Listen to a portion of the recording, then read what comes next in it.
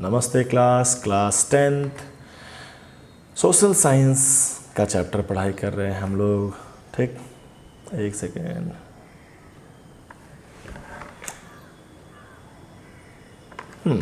Social science का chapter पढ़ रहे हैं, ग्लोबलाइजेशन। क्लास 10th के बच्चे बिना पार्ट 3 देखे अगर आप पार्ट 4 देख रहे हैं, ये पार्ट 4 है, तो आप काफ़ी दूर हो जाएंगे, कनेक्ट नहीं फील करेंगे। तो सब थोड़ा देर पहले globalisation class 10th part 3 upload किया जा चुका है, आप देखिए और उसके बाद आप आइए पार्ट 4 में। तो हम पार्ट 4 में रिकैप नहीं करने वाले हैं क्योंकि हम समझ रहे हैं कि आप पार्ट 3 तुरंत देख के अभी मेरे साथ आप देख रहे हैं। एक दिन में 2 वीडियो आप देख सकते हैं, इतना आप कर सकते हैं। इससे आपका आँख नहीं ख़राब होने वाला है, ना ही दिमाग ख़राब होने वाला है। ठीक, चलिए तो हम लोग बात कर रहे हैं कि किस प्रकार से MNC कंपनी है वो अपना प्रोडक्शन अलग अलग कंट्री में इंश्योर कर सकता है। ठीक, तो नंबर 1 तरीका था फॉरेन इन्वेस्टमेंट कीजिए। नंबर 2 तरीका था दूसरे कंपनीज़ के साथ, लोकल कंपनीज़ के साथ आप कोलैबोरेशन कर लीजिए। और तीसरा था कि आप कोलैबोरेशन नहीं, उसे आप खरीद ही लीजिए। 3 हो गए। अब कंपनीज़ का नेचर भी चेंज होता है, मतलब कोई कंपनी है नहीं चाहता है कि हम यहाँ पर उतना फॉरेन इन्वेस्टमेंट करें, ज़मीन वगैरह खरीदें, बिल्डिंग बनाए तब काम करें। नहीं चाहता है कि हम किसी अन्य लोकल कंपनी के साथ पार्टनरशिप करें या उसको खरीदें, नहीं चाहता है। ठीक, तो वो क्या करेगा, डिपेंड करता है। MNC सिर्फ कार बनाने वाला कंपनी नहीं होता है, कई सारे MNCs हैं, तो कई सारे उनके रिक्वायरमेंट हैं। ऑन देयर रिक्वायरमेंट वो डिसाइड करेंगे कि उन्हें आखिर किस तरीके से अपना प्रोडक्शंस को इस कंट्री में इंश्योर करना है। ठीक, दैट इज़ इम्पॉर्टेंट। तो कुछ कंपनी ऐसे भी हैं जो क्या करते हैं, प्रोडक्शंस के नाम पर इंडिया में आते हैं, लोकल प्रोड्यूसर से मिलते हैं। लोकल प्रोड्यूसर जो है, जो प्रोड्यूसर खुद बना रहे हैं, उनसे मिलते हैं। जैसे कि मान लीजिए कोई जूता बनाने वाला कंपनी, एडिडास कंपनी है, उसको लेदर चाहिए, अच्छे क्वालिटी का लेदर चाहिए, चमड़ा चाहिए, ताकि उससे शूज़ का फॉर्मेशन कर सके। तो वो इंडियन मार्केट में आता है और बना बनाया लेदर, कोई कंपनी होगा इंडियन कंपनी जो लेदर का प्रोडक्शंस करता होगा, उससे मिलता है और उसका रॉ मटेरियल खरीद लेता है, सिर्फ रॉ मटेरियल। ठीक, या बना बनाया वो कई भी इंडिया में कई जगहों पे लोकल इंडस्ट्रीज चलते हैं, कुटीर उद्योग ऐसा कुछ कहा जाता है। तो लोकल टैलेंट बहुत छुपा छुपा है, भारतीय में टैलेंट है, बहुत ज़्यादा है, बस कदर नहीं है हम लोगों को। ठीक, विदेशियों को कदर है, नज़र गड़ाए रहते हैं, बताए थे ना, बिना इंडिया का किसी का व्यापार नहीं पूरा होता है। तो आते हैं और उनको मिला हमारे यहाँ टैलेंट। ठीक, कि कहीं चले गए, जयपुर चले गए, राजस्थान चले गए, वहाँ के लोकल जो बुनाई वाले हैं उन्होंने अपने हिसाब से लोकल बहुत अच्छा डिज़ाइन वगैरह बनाया है, उसको वो सीधे खरीद लेते हैं और वो अपने कंपनी का लोगो मारकर, वो फिल्म था सुई धागा, उसमें कुछ था ऐसा कुछ, लोकल रॉ मटेरियल उसको चेक करके अपना ब्रांड का नाम डालकर उसको 50-60 गुना, 5-10 गुना ज़्यादा दाम में बेचकर ह्यूज प्रॉफिट कमाते हैं। करना क्या था, हम गोपालगंज के छोटे से जगह पे आए, वहाँ से लेदर, वहाँ जूता बनाता था एक आदमी, कहीं से भी लेदर खरीद के उसी की जूता को लिए, थोड़ा फिनिशिंग किए, नाम डाले एडिडास, मार्केट में बेचे, उससे 5-10 गुना ज़्यादा प्राइस पर। बेनिफिट कितना मिला हमको। ठीक, ये भी तरीका हुआ, इससे भी MNC बेनिफिट कमा रहा है दूसरे कंट्री में। तो इसमें क्या तरीका अपना रहा है, जाइए और रॉ मटेरियल ले लीजिए, गारमेंट्स का हुआ, लेदर का हुआ, स्पोर्ट्स के हुए, इन्हीं सब के ज़्यादातर रॉ मटेरियल खरीदो और अपने ब्रांड के नाम पर सेलिंग करो। Brand very important. कपड़े की क्वालिटी हाल हटाइए, उस पर नाम क्या लिखा है, रेमंड लिखा है, ब्रांड है, बाटा लिखा है, वो ब्रांड है, एडिडास, रिबॉक, ये सब ब्रांड हैं, उनके नाम पे वो चल रहा है। सबको ब्रांड बनने का मन करता है, अपना भी क्लासेस चला रहा जा रहा है, हर आदमी के मन में रहता है कि कल को जाके हम ब्रांड बन जाएं। ठीक, हमारे नाम पर बिकना स्टार्ट हो, कैसा भी हो फर्क नहीं पड़ता है। ठीक, मैकडोनल्ड का बर्गर है, दैट इज़ इम्पॉर्टेंट, कैसा खिला रहा है वो, ठेला वाला खिला रहा है, क्या खिला रहा है, उसको कोई मतलब ही नहीं है। ध्यान रहेगा, लिखिएगा। चौथा point, MNC by BUY, by goods and services. Services थोड़ा बहुत दूर चला जाएगा, ठीक, कि हम किसी लोगों को ही ले लिए, ठीक, वो कॉल सेंटर वाला सर्विस ही उठा रहा है, ठीक। सर्विसेज एट चीप रेट्स, सस्ते cheap rates, from small local producer for garments, footwear, sports item industry, full stop. Then they sell those goods and services under their own brand name at their own prices. At their own prices. ठीक, तो आपका पहला point complete होता है, idea behind the globalisation, integration of production. अलग अलग country में हम प्रोडक्शंस को करेंगे और मिलाकर अपना काम कराएंगे। कैसे करेंगे उसके लिए भी हमने 4 तरीके से बोल दिया। आप बिल्कुल फ्री हैं कि किसी भी तरीके को लिखकर आप कॉपी में लिख सकते हैं। एनसीईआरटी के क्वेश्चंस को देखिए, उसको लिखने का ट्राई कीजिए। अल्टीमेट हम लोग एग्जामिनेशन पॉइंट के लिए पॉइंट ऑफ व्यू से पढ़ रहे हैं, थोड़ा बहुत नॉलेज मिल जाए बहुत है आपके लिए, ठीक। ये एक हो गया। अब सोचो, अगर हम एक कंपनी वाले हैं और हमने बनाया बहुत सारा चीज़, ठीक, बना के रखा, हम अमेरिकन कंपनी थे, अमेरिकन कंपनी स्ट्रांग, हम अमेरिकन कंपनी थे और हमने बनाया है अपना कार बना लिया अलग अलग कंट्री से मिलाकर। अगर हमें सिर्फ बेचना होगा अमेरिका में ही, एक थॉट देखो, एक आइडिया देखो कि क्यों नहीं हम इंडिया में भी जाकर बेचें अपने कार को, क्यों नहीं हम अदर के अगर आसपास जितने कंट्री हैं उन सब में जाके बेचेंगे तो शायद बेनिफिट हो सकता है।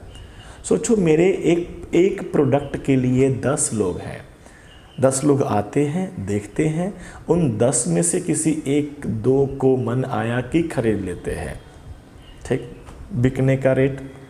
अगर हमारे उसी एक प्रोडक्ट को 10 लोग नहीं 10 लाख लोग देखें तो बहुत ऑब्वियस है कि मेरा प्रोडक्ट का सेलिंग ज़्यादा होगा। सेलिंग ज़्यादा होगा तो प्रॉफिट भी ज़्यादा होगा। बहुत बेसिक सा एक बात को हम समझें तो हम अपना मार्केट वो स्थान जहाँ पे हम कोई चीज़ बेचते हैं, खरीदते हैं, तो जो मेरा मार्केट था, सिर्फ एक मार्केट हमारा अमेरिका का, उससे बेनिफिट नहीं है। अगर हम व्यापार दूसरे देश में करना स्टार्ट कर दें तो यानी अब मेरा दुकान उस मोहल्ला में भी लगता है, उस मोहल्ला में भी लगता है, तो मेरे लिए तो दोनों मोहल्ला मेरे लिए तो एक हो गया ना, मेरे लिए तो एक मार्केट हो गया। पहले उस मोहल्ला में हम नहीं जा पा रहे थे तो मेरे लिए वो अलग मार्केट था, उसमें हमारा एंट्री ही नहीं था, ठीक। अगर वो मोहल्ले में मेरा दुकान लगना स्टार्ट हो गया, दूसरे कंट्री में मेरा प्रोडक्शन, मेरा दुकान बेचने का लगना स्टार्ट हो गया, तो वो मार्केट भी मेरा हो गया। तो एक और आइडिया आता है, जैसे जैसे ये फॉरेन ट्रेड, विदेशी व्यापार होना स्टार्ट हुए तो अलग अलग कंट्री जुड़ना स्टार्ट हो गया। कंट्री वर्ड हटाते हैं, मार्केट वर्ड लाते हैं। तो अब हम क्या सोच रहे हैं, एक आइडिया आता है फॉर ग्लोबलाइजेशन कि हम मार्केट को अगर इंटीग्रेट कर दें, सारे मार्केट एक हो जाएं, तो हमारे प्रोडक्ट को देखने वाले बहुत सारे हो गए। हम ऑनलाइन लेके आ गए, हम अमेज़ॉन A to Z सब मिलता है। तो अभी अमेज़ॉन के तरीके से पूरा वर्ल्ड मेरा प्रोडक्ट देख रहा है, वर्ल्ड के किसी भी कोने से आ सकता है ऑर्डर, तो हमारा सेलिंग का तो रेशियो बहुत बढ़ जाएगा। ऐसा तभी संभव हो पाएगा जब पूरा मार्केट एक हो जाएगा, मतलब हमारा प्रोडक्ट को उस कंट्री के वेबसाइट पे चलने दे रहा है सर, वहाँ के कंट्री को हमारे प्रोडक्ट से कोई परेशानी नहीं है। तो एक और आइडिया आता है, another idea behind the globalisation, क्या, इंटीग्रेशन ऑफ मार्केट। तो 2 कीवर्ड थे, integrations of productions and integrations of market. आसान बात कर रहे हैं तो नया heading, fresh heading, integration of market.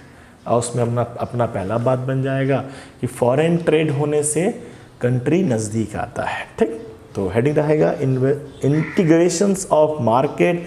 पहला पॉइंट लिखिएगा, foreign trade has been the main channel of connecting countries. Full stop. आप रोक रोक के लिख लीजिए। दूसरा पॉइंट, ठीक। अब हम इसी को, अब देखो एक लाइन में कह दिया गया मार्केट एक हो गया। अब इधर का प्रोड्यूसर, इंडिया का प्रोड्यूसर अमेरिका में भी दुकान खोलने का सपना देख सकता है।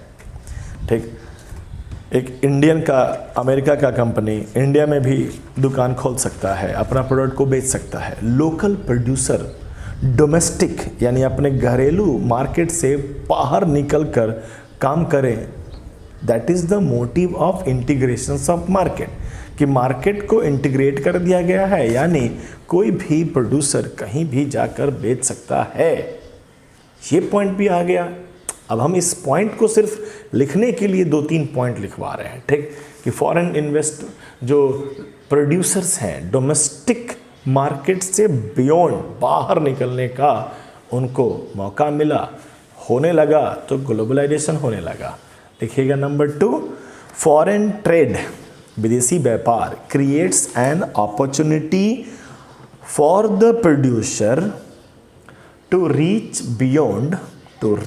Beyond the domestic market. Full stop. ठीक, और थोड़ा बड़ा करते हैं कि एक कंपनी यहाँ पर है, जो भी हम बनाते हैं, हम कार बनाते हैं, इंडिया वाले भी तो कार बनाते हैं, मेड इन इंडिया भी तो चल रहा है आजकल बहुत धमाकेदार से। ठीक, अमेरिका वाला भी कंपनी में अपना कार बनाता है। ठीक, अब बिकॉज ऑफ ग्लोबलाइजेशंस हम अपना प्रोडक्ट लेके पहुंच जाते हैं अमेरिका, चाहे अमेरिका वाला पहुंचाता है मेरे यहाँ। ठीक, तो हम वहाँ जाए, वो चाहे वो यहाँ आए, तो हमारे में, क्योंकि हम जो प्रोडक्ट बना रहे हैं वही वो भी बना रहा है, सेम प्रोडक्ट। पूरा प्रयास किया जाएगा कि सेम प्रोडक्ट है तो मार्केट में लगभग सेम प्राइस पर बिके, तभी तो कस्टमर एक कॉम्पिटिटिव व्यू में खरीदेगा। और ये सब बातें हम लोकल प्रोड्यूसर को उस विदेशी कंपनी के साथ कंपटीशन क्रिएट करेगा। और माय डियर फ्रेंड, कंपटीशन अच्छा भी होता है, बुरा भी होता है। ठीक, तो हम पॉजिटिव बात की बात करें। अभी फ़िलहाल इम्पैक्ट ऑफ ग्लोबलाइजेशन की बात नहीं कर रहे, तो हम पॉजिटिव की बात कर रहे हैं कि कंपटीशन से तो ग्रोथ भी हो सकता है। तो जो लोकल प्रोड्यूसर हैं हमारे, विदेशी कंपनियों के साथ कॉम्पिटिशन्स करके for same product on same price, हमें और इम्प्रूव करेगा। एक हेल्दी कंपटीशन से जैसे थे हम पहले, हम और ऊपर बढ़ेंगे। वो विदेशी कंपनी आया तो हम देखेंगे ना उसका कि कौन सा टेक्नोलॉजी वो अपनाता है जी, हम सीखेंगे उनसे। हम जैसे भी करते थे, हो सकता है वो हमसे वो सीखें, हम उनसे सीखें। अल्टीमेटली दोनों का बेनिफिट हो रहा है। अल्टीमेटली हम अपने प्रोडक्ट को और अच्छा कर रहे हैं, और सामने वाले कस्टमर के लिए और अच्छा बिकॉज ऑफ कंपटीशन। सस्ता अच्छा मार्केट में प्राइसेस पे आ रहे हैं प्रोडक्ट। आप कोई भी एक सामान खरीदते हैं तो आप अमेजोन पे भी देखते हैं, मिंत्रा पे भी देखते हैं, फ्लिपकार्ट पे भी देखते हैं, स्नैपडील पे भी देखते हैं, और भी दो होगा उस पर देखते होंगे। सब जगह लगभग सेम प्राइस होगा, तभी तो कस्टमर के सामने ऑप्शंस हैं और वो कंपनी भी सर्वाइव करेगा। अगर एक ही साइट पर आपको प्राइस सबसे कम है, बाकी सब पे ज़्यादा है, तो कोई क्यों वहाँ जाएगा? क्योंकि because we are Indians are price sensitive. पैसा का बहुत सेंसिटिव है सर, बहुत ज़्यादा सेंसिटिव है सर। एक महीने का 500-400 फीस भी दिया नहीं जाता है लोगों से। एक महीना बच्चे को पढ़ाई, उसको भी पेमेंट करने में हिचकिचाते हैं लोग। ठीक, बहुत तकलीफ है पेमेंट का। ठीक, समझ रहे बात? तो एक और पॉइंट लिखते हैं जिसमें हम क्या बताना चाहते हैं, मार्केट का जब इंटीग्रेशन होगा तो हमारा जो लोकल प्रोड्यूसर है फॉरेन प्रोड्यूसर के साथ कंपटीशन करेगा of same type of product at same prices, and because of that वो धीरे धीरे इवॉल्व होंगे, डेवलप होंगे, सीखेंगे एक दूसरे से, नया टेक्नोलॉजी सीखेंगे और बढ़ेंगे। ऐसा तभी पॉसिबल है जब मार्केट मिल जाए तब। लिखिएगा number 3, prices of similar goods into market tends to become equal. Tends ऐसा है नहीं कि बराबर ही होगा, बिल्कुल नहीं। हो सकता है बेच से आया हुआ कंपनी बिल्कुल सस्ता बेच दे, लेकिन टेंड्स हम देखेंगे ऐसा कैसे हो सकता है। Tends to become equal and producer in the two countries, producer in the two country, दो अलग अलग कंट्री के producers now closely compete. Now closely compete, online हम पढ़ा रहे हैं आपको। पंजाब से भी एक बच्चा एग्जाम दे रहा है, नहीं देता है एग्जाम वो सब। गुजरात से नहीं देता है सब, सिर्फ पढ़ता है सब, ठीक। नाम भी नहीं लिखता है सर। नाम लिखो तो ब्रैकेट में लिखो from Punjab, out of Gopalganj हो तो लिखना चाहिए आपको, आप एग्ज़ाम देते हैं तो। अगर एग्ज़ाम देते हैं तो मेरा गोपालगंज का बच्चा बैठा बैठा कंपटीशन कर रहा है ना वहाँ के बच्चे के साथ, और वहाँ का बच्चा बैठा बैठा इधर के बच्चे के साथ कंपटीशन कर रहा है ना। जो भी ये ऑनलाइन टेस्ट सीरीज चलता है उसमें क्या करने की कोशिश हो रही है कि भाई तुम जहाँ भी पढ़ते हो अपने कोचिंग में तुम 30 मार्क खान हो, ठीक, टॉपर टाइप के फीलिंग में आ रहे हो सकता है तुम नहीं होता है कि अनहरा में काना राजा, सब अंधे हैं, उसमें एक आँख वाला भी होगा तो वो सुपीरियर ही होगा। जब वो पूरे वर्ल्ड में लड़ाई करेगा तो पता चलेगा बाप रे किसी किसी का दो, किसी के चचर को आँख होता है, ठीक। तो बेनिफिट होगा ना, कंपटीशन होगा तो बेनिफिट होगा, ठीक। पहले कंपटीशन लोकल में था तो उसी के हिसाब से वो ग्रो कर रहे थे। पहले कंपटीशन अपने भाई बहन के ही साथ पढ़ाई लिखाई में है तो उसी में हम तेज बने हुए थे, तोप बने हुए थे। जैसे स्कूल पहुँचे तो बाप रे बहुत सारे बच्चे हैं, वहाँ पर भी धीरे धीरे तोप बन गए। अब जैसे ही हम कॉलेज में पहुँचे हैं, जैसे ही हम ऑनलाइन पढ़ाई में स्टार्ट करते हैं, जैसे ही हम ऑनलाइन टेस्ट देते हैं तो हमको पूरा ऑल ओवर इंडिया के बच्चों के साथ लड़ना होता है, तब मुँह से बाप रे निकलता है और हम अपने आप को और तैयार करते हैं। तो ये बेनिफिट वाला बात है, ठीक। तो लिखिएगा क्या लिखें कि equal and producer in the two countries now closely compete against each other even though THOUGH thou they are separated by thousands of mile, they are separated by thousands of mile, full stop, ठीक। And at last हम इन सभी points को जोड़कर एक point लिख दें कि इस तरीके से अलग अलग कंट्री के मार्केट को फॉरेन ट्रेड की मदद से जोड़कर एक बना दिया गया, ठीक। उससे क्या बेनिफिट है जस्ट अभी लिखवाए हैं, लिखिएगा last point. Foreign trade this result in connecting the markets और integration of markets in different countries, done, ठीक। आइडियाज़ बिहाइंड द ग्लोबलाइजेशन वाला दूसरा पार्ट हम लोग कंप्लीट कर देते हैं। अब तीसरा पार्ट हम लोग मतलब कल देखिए में क्या होगा, तो फैक्टर्स की बातें होंगी। Yes, factors that enable globalisation, ठीक। फ्राइडे भी आ रहा है, कल फ्राइडे भी है, नो प्रॉब्लम, ठीक। हम एक बार फिर याद दिला देते हैं क्लास 10th के बच्चों को, संडे को 9 o'clock 9 to 10 सिर्फ 1 घंटे के रिस्पॉन्स को ही टॉप 10 के काबिल माना जाएगा, ठीक। ध्यान रहेगा, लाइव प्रोसेस से टेस्ट रहेगा, live process entire chapter live process देख लेते हैं, ठीक। मिलते हैं अब हम लोग कल अगले पार्ट के साथ। घबराना नहीं है, सोशल साइंस काफ़ी आसान होता है, सुन लो। 2 दिन के क्लास समाप्त हुए हैं, 5 मिनट का ही बात किया गया है, ठीक। सोचोगे तो 5 मिनट में समाप्त हो जाएगा, और इक्का दुक्का क्वेश्चंस अपने मन का बनाकर आंसर लिखने का ट्राई करो, तुम्हारा हाथ खुल जाएगा। 6 महीने बाद भी तुम सिर्फ कॉपी को देख लेगा, अब वीडियो भी रहेगा ही। बहुत है सोशल साइंस। मिलते हैं कल, जाइए घर, धन्यवाद।